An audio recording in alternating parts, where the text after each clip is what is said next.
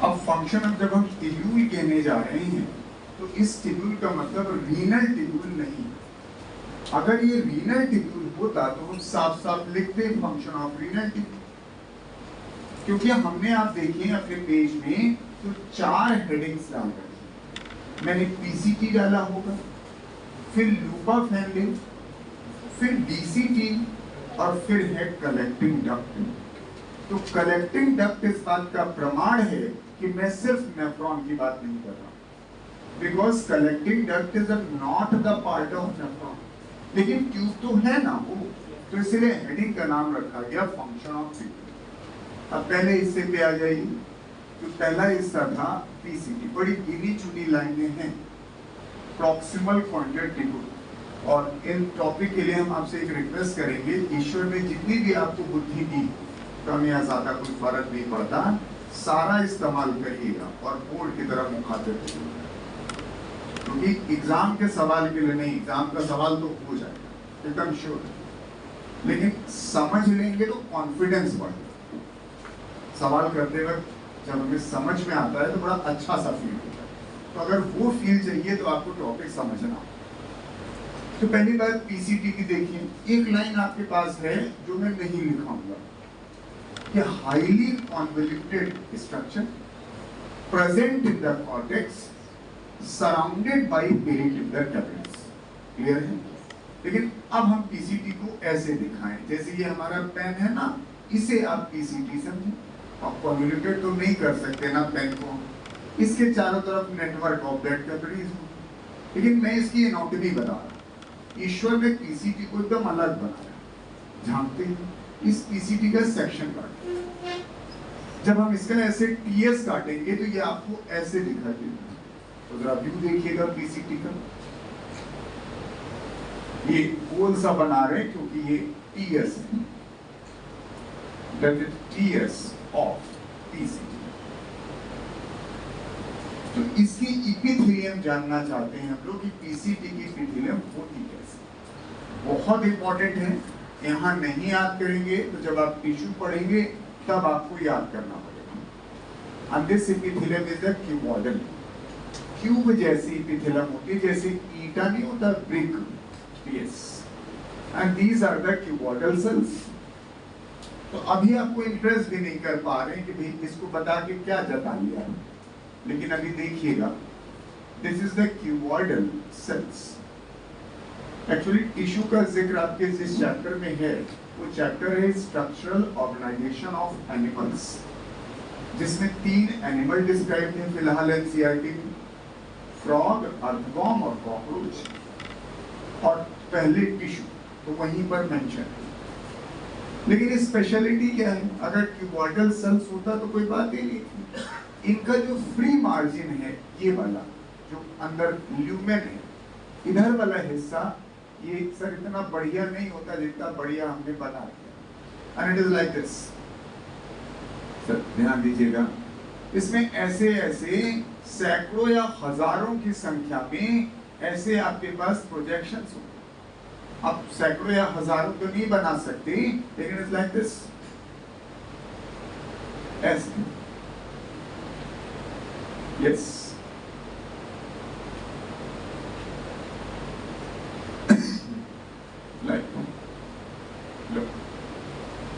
जो cuboidal sales होती हैं, हर सेल के पास हजारों की संख्या में प्रोटोप्लाज्मिक प्रोसेस, यानी अब हम कहने जा रहे हैं क्यूबॉइडल सेल्स तो हैं, लेकिन साथ में उनके पास microvilli. It's a most wonderful question of this syllabus कि पीसीटी की इपिथेलियम बताइए तो खाली क्यूबॉइडल सेल मत कहिए, हर क्यूबॉइडल सेल के पास ये छोटे छोटे जो प्रोजेक्शंस दिखाई दे रहे हैं, and these are known as an microvilli. Confuse मत होइएगा, मैं विलाई नहीं कह रहा, और 1 2 3 नहीं है, हजारों की संख्या। तो हर सेल देखने में ब्रश जैसी नजर आती है, जैसे आप पेंटिंग वाला ब्रश देखते हो, उसमें जितने धागे होते हैं, क्या गिन सकते हैं? नहीं गिन सकते। तो मैं उसी कल्पना की बात कर रहा हूं कि yes, and therefore it should be known as an brush border cell. Brush border cells, कहीं कहीं ब्रश बॉर्डर इपिथेलियम भी लिखा है। अब ये महत्वपूर्ण कि हमारी जो पीसीटी ईश्वर ने बनाई है कि हाईली कॉन्वोल्यूटेड कॉर्टेक्स में है, चारों तरफ पेरीट्यूटर कैपिलरीज, ओके, लेकिन पीसीटी की जो सेल्स बनाई वो क्यूबॉइडल बनाई और हर सेल में हजारों की संख्या में माइक्रोविलाई दिए, तो देखने को वो कूंची जैसा, ब्रश का जो कूंची होता है उस जैसा दिखने लगता है। तो लोग कहेंगे भैया काहे ऐसा काहे कर दिया? बड़ा आसान काम है, and that increases the surface area. ये सरफेस एरिया ज्यादा से ज्यादा चाहते हैं।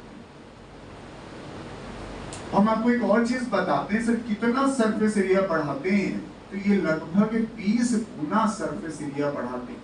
ये इंपॉर्टेंट नहीं है, वैल्यू नहीं इंपॉर्टेंट है, लेकिन ये बता रहा हूं कि सर थोड़ा बहुत माइक्रोविलाई नहीं है, 20 गुना इजाफा करना है, तो अंदाजा लगाइए कितने माइक्रोविलाई रहे होंगे, और इसकी अपनी वजह है।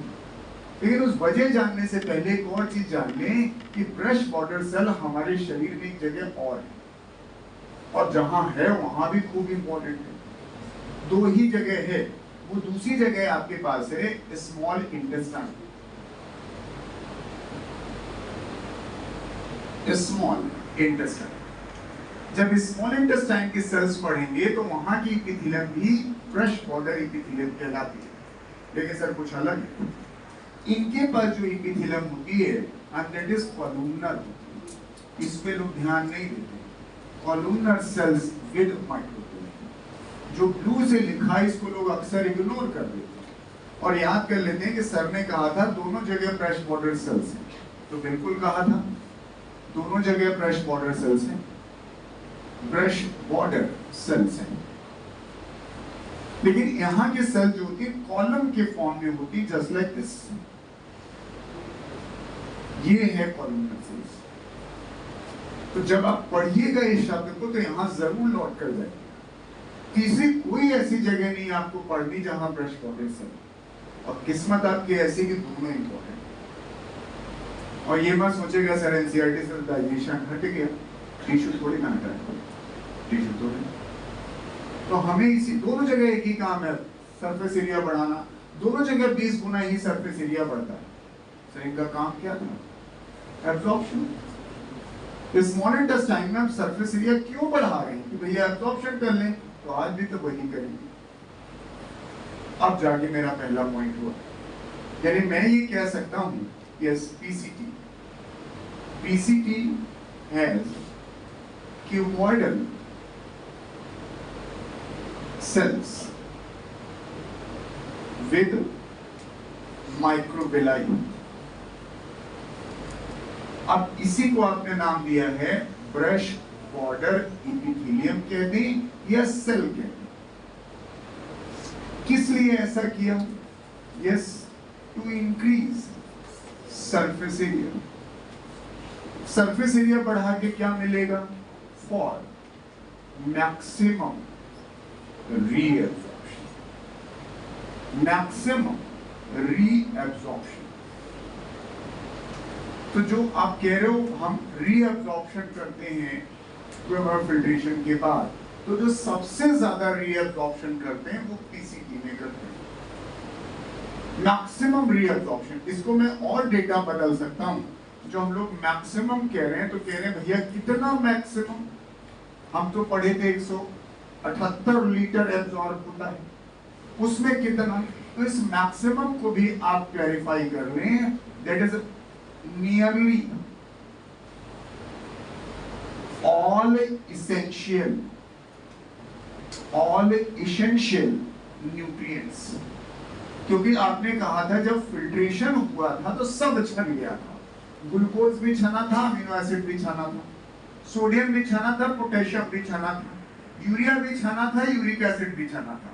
तो उसमें जो जरूरी कंपोनेंट हैं जैसे ग्लूकोज, अमीनो एसिड, वो लगभग सारे के सारे यही हैं। Nearly all essential component plus 70 to 80% electrolyte।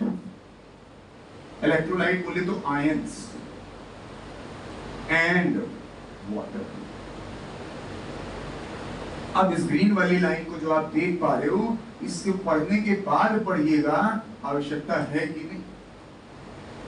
ये पहली लाइन है, गिन के 3 लाइन एनसीईआरटी में लिखी है पीसीटी।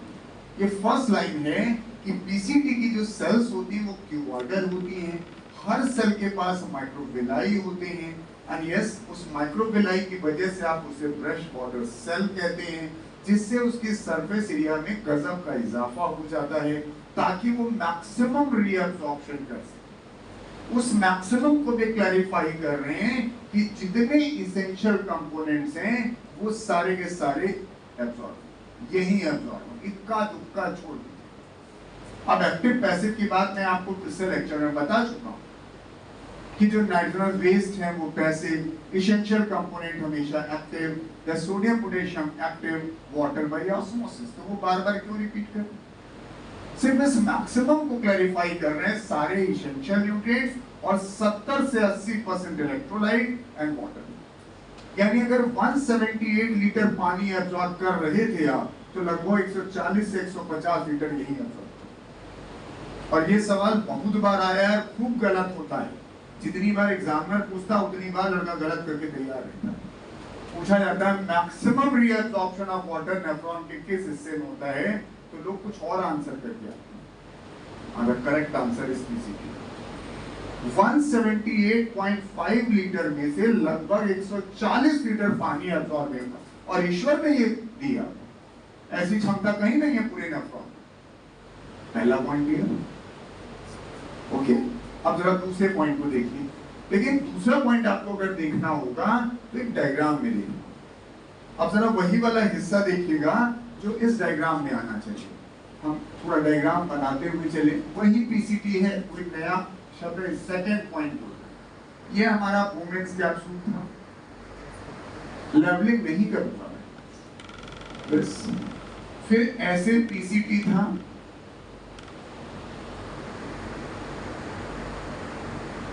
फिर लूप ऑफ हेनले था, लेकिन आज लूप ऑफ हेनले थोड़ी डिजाइन में बना है।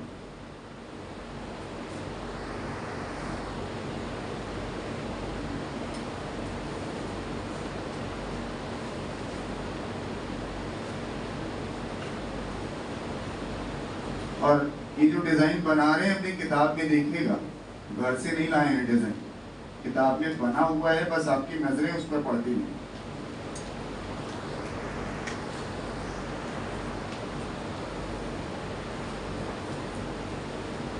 Yes, this is the loop of Henle. ध्यान से अपने किताब के डायग्राम को देखिए, एक डिसेंडिंग लिंब बना होगा, लेकिन शुरू में चौड़ा होगा, बाद में पतला होगा। ध्यान से देखो, दिखेगा, अदरवाइज नहीं दिखता। जो असेंडिंग लिंब बना होगा, शुरू में पतला होगा, बाद में चौड़ा। ये इपिथेलियम का लोचा है कि जहां आप मोटा मोटा बना रहे हो वहां क्यूबॉइडल सेल्स हैं, और जहां पतला बना रहे हो वहां स्क्वेमस है। खैर आगे बढ़ जाते हैं। ये फिर डीसीटी बनाएंगे तो सर ऐसे ही बनाया था, ये हमारी डीसीटी थी। ऐसे फिर कलर हम लोग को याद हो, हम लोग कलेक्टिव डक्ट बनाया करते थे, और कलर हम कोशिश करेंगे वही रहे जो आपने पढ़ा था, जो एक्सटेंड होता था कॉर्टेक्स से लेकर मेडुला। तो अगर हम कोई लेबलिंग ना करें तो समझ में आ जाएगा आपको। यस, तो हम नहीं करेंगे ना, क्योंकि और भी चीजें करनी है। पुरानी लेवलिंग ही बार बार करेंगे तो नया आपको दिखेगा। अब जाहिर है ऊपर वाला हिस्सा कॉर्टेक्स होगा, अंदर वाला मेडुला। अभी तो हम यहाँ पर, आपने कहा ईश्वर ने पीसीटी को ऐसा बना के रखा है कि भैया मैक्सिमम रीअब्जॉर्प्शन कर सके, तो दिखा देते और बता के जा तो रहे हैं कि सर इलेक्ट्रोलाइट भी एब्जॉर्ब होगा, पानी भी एब्जॉर्ब होगा, न्यूट्रिएंट भी एब्जॉर्ब होगा। अब कलर याद करिए, रेड पेन से क्या बनाते थे? एक्टिव, ग्रीन पेन से पैसिव, और ब्लू पेन से ऑस्मोसिस। तो सर जब यहाँ पीसीटी के शुरुआत के हिस्से में होते हैं तो आप सिर्फ रेडी रेड पेन बनाएंगे, जो शुरुआत वाला हिस्सा है। एक्टिव, क्या क्या एक्टिव एब्जॉर्ब हुआ था आप अभी लिख के आ रहे हो। पहले भी आपने यही तो कहा था कि जितने हमारे इसेंशियल न्यूट्रिएंट्स है वो एक्टिव एब्जॉर्ब होंगे। एग्जाम्पल के तौर पे हम चाहें तो दो लिख सकते हैं, ग्लूकोज और अमीनो एसिड्स। इसके अलावा अगर लिखना है तो हम सोडियम लिखेंगे और एक और लिखेंगे एंड दैट इज पोटेशियम। ये मैंने उस दिन भी आपसे किया था। यस, रेड में। फिर नीचे एकदम झांकिएगा, सबसे नीचे पीसीटी में सर यहां blue pen. Blue pen means osmosis and that is for the water. पानी का एब्जॉर्प्शन हमें यहां हो गया। आपका पॉइंट सेंटेंस देखिए, मैक्सिमम रीअब्जॉर्प्शन बोला सारे इसेंशियल न्यूट्रिएंट ग्लूकोज और अमीनो एसिड, इलेक्ट्रोलाइट 70 से 80%, पानी भी 70 से 80%। लेकिन एक जो आपको डायग्राम में दिखा रहे हैं वो लिखेंगे नहीं कि भाई किनका एक्टिव किनका पैसिव, ये तो हमारा कलर आपको बताएगा। लेकिन अब नया शब्द जानिए जो यहाँ पे वाटर का एब्जॉर्प्शन कहलाता है, this water absorption. It is known as an obligate water absorption. Obligate water absorption. कोशिश करिएगा ये लाइन समझ में आ जाए। Obligate का मतलब जानते हैं, जिसका कोई विकल्प ना, उसी को हम कहते हैं obligate। और जिसका कोई विकल्प होता है उसे कहते हैं facultative। अक्सर ये शब्द हम पैरासाइट में इस्तेमाल करते हैं। कुछ पैरासाइट ऑब्लिगेट पैरासाइट होते हैं, वो होस्ट पे तो निर्भर रहते हैं, लेकिन जिस दिन होस्ट मर जाता है ये भी मर जाते हैं, क्योंकि उनके पास कोई ऑप्शन नहीं। और फैकल्टेटिव, तू नहीं तो कोई और सही। होस्ट एक मर गया, जाके दूसरे होस्ट पे जाके कब्जा कर लेते। तो ये ऑब्लिगेट यानी वो होना ही होना है, जिसका कोई विकल्प नहीं है। तो ये जो वाटर एब्जॉर्प्शन है ये पूर्ण रूप से ऑब्लिगेट है। तो this water absorption totally depends on the absorption of nutrients. बोले तो सल्यूट, जितना सल्यूट आप एब्जॉर्ब करोगे उसी अनुपात में वाटर भी एब्जॉर्ब। जो पीसीटी में वाटर रीअब्जॉर्प्शन होता है is directly proportional to the solute absorption. अब मैंने इसेंशियल वर्ड नहीं बोला क्योंकि सल्यूट में कीटायन भी आ जाएंगे, एनायन भी आ जाएंगे, इवन नाइट्रोजन वेस्ट भी आ जाएगी अगर आपने कुछ पढ़ा था। तो जितना भी सल्यूट एब्जॉर्ब होगा उतना ही पानी एब्जॉर्ब। तो अगर किसी विलियन में से हम जितना सल्यूट निकालें उतना ही सॉल्वेंट निकालें तो उसकी सांद्रता बढ़ेगी या घटेगी? सेम रहेगी। अगर आप शक्कर का घोल बनाइए, जितना शक्कर निकालें उसी अनुपात में पानी निकाल लें तो क्या मिठास बढ़ जाएगी या घट जाएगी? तो वही मैं कह रहा हूं। ये लाइन अक्सर लोग सीखते नहीं, बस ये तो पढ़ लेते हैं कि मैक्सिमम रीअब्जॉर्प्शन, लेकिन यहां पर जो वाटर का रीअब्जॉर्प्शन है is totally depend on the absorption of the solute. यानी पॉइंट ये लिख रहा हूं। यस, इन PCT, water reabsorption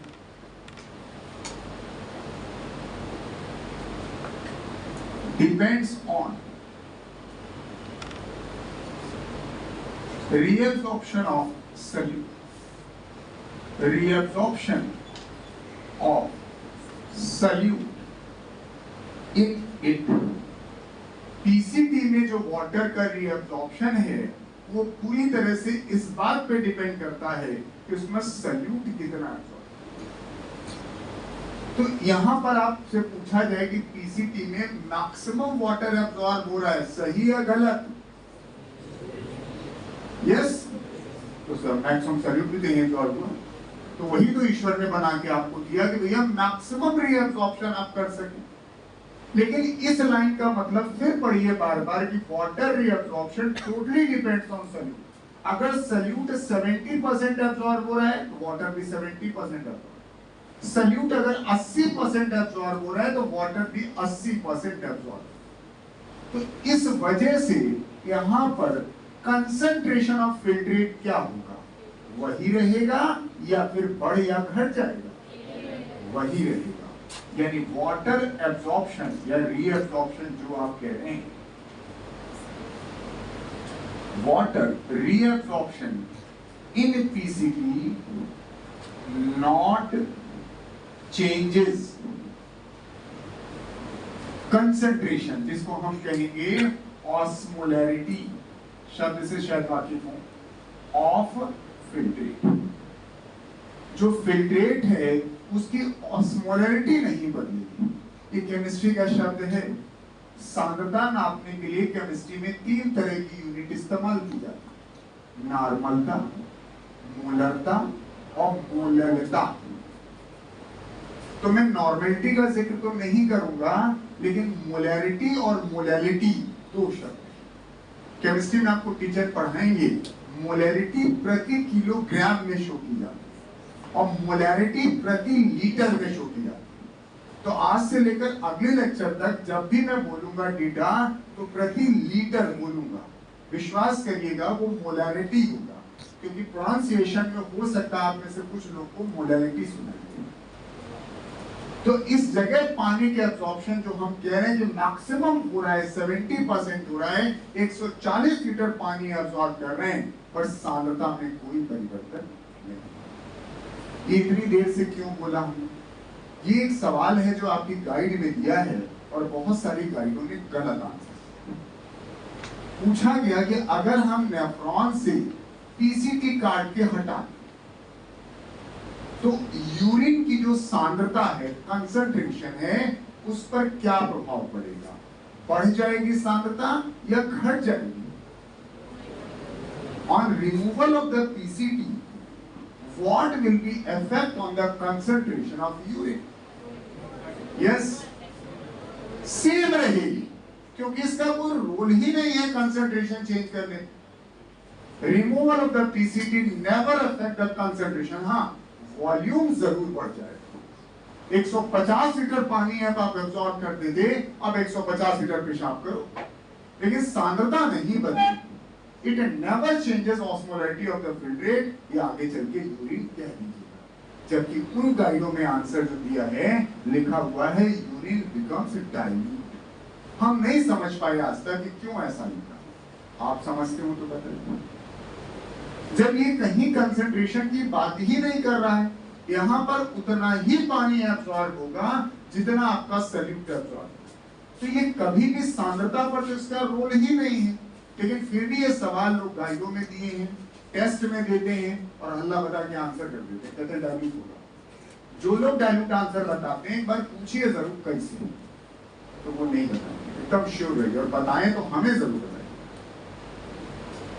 और इसीलिए इतनी देर से मैं आपको समझा रहा हूं कि लाइन सीखिए, ऑब्लिगेट वर्ड। यहाँ पे उतना ही पानी एब्जॉर्ब होगा। अगर 2 मॉलिक्यूल ये एब्जॉर्ब होगा तो 2 ही मॉलिक्यूल वाटर होगा। 2 लाख मॉलिक्यूल एब्जॉर्ब होगा तो 2 लाख वाटर एब्जॉर्ब होगा। तो काहे की चेंज ऑफ सांद्रता? आगे समझो।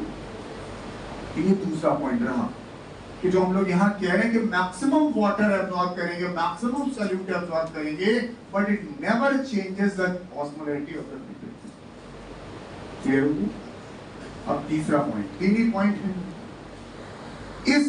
इसके अलावा एक काम और पीसीटी करता है, सिक्रीशन। आपने जब ट्यूबुलर सिक्रीशन पढ़ा था तो कहा था ट्यूबुलर सिक्रीशन के माध्यम से हम H+, K+ और अमोनिया को सिक्रीट करते हैं। कैसे? लाल पेन से या हरे पेन से? लाल पेन से। और एब्जॉर्ब करते हैं बाइकार्बोनेट को, just to maintain pH ionic balance. दिखा दूं मैंने क्या कहा सर? इसके अलावा इनका एक काम है, ऐसे हवाई जहाज जैसा बनाते हैं, कुछ देखिए सिक्रीट कर रहे हैं और कुछ ये एब्जॉर्ब करेंगे। एब्जॉर्ब करने के बाद जो करेंगे वो है एनायन, तो ये पैसिव दिखाएंगे। लुक ऑन दिस पॉइंट, जिसकी बात कर रहे हैं वो कह रहे हैं H+, K+ एंड अमोनिया। ये 3 चीजों का सिक्रीशन भी करते हैं, वजह मैं आपको पूरी पढ़ा चुका हूं। एंड प्लस इसी के साथ सर बाइकार्बोनेट आयन का रीअब्जॉर्प्शन करते हैं। और इसका फायदा हम लोगों ने लिखा था, ये जो प्रक्रिया कर रहे हैं इस पीसीटी का, इस काम के अलावा yes help in maintenance of